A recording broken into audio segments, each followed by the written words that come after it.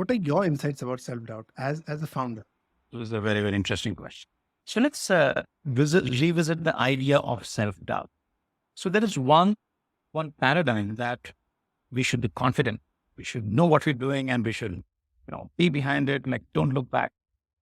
And there is another way to look at the world, which is say, you know what? Look at the data, look at what you learn from the world. And do these two contradict? And if they do contradict, then which is the right approach? I think a lot of times when we have these kind of debates, the answer is in the nuance.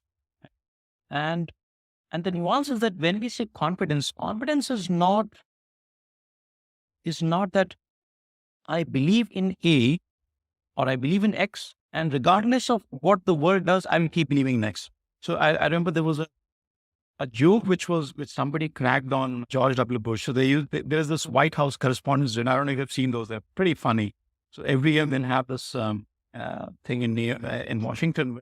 All these journalists will come and there'll be one guy and they will essentially roast the sitting president. And when George Bush was the president, I think it was Stephen Colbert, if I'm not wrong. And he said, I was talking about Bush and he said, like, Mr. President, like you are the ultimate consistent guy.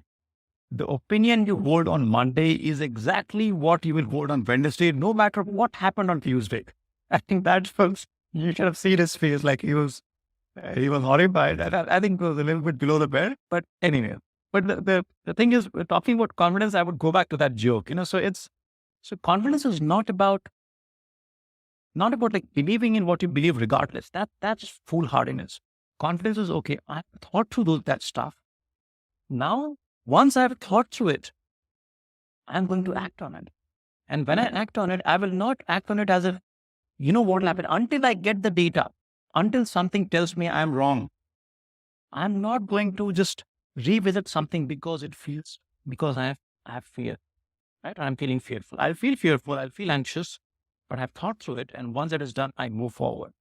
And the idea of having self-doubt is like when I get data from the world that, Rajan, you thought like this is a great program, but people don't like it as much.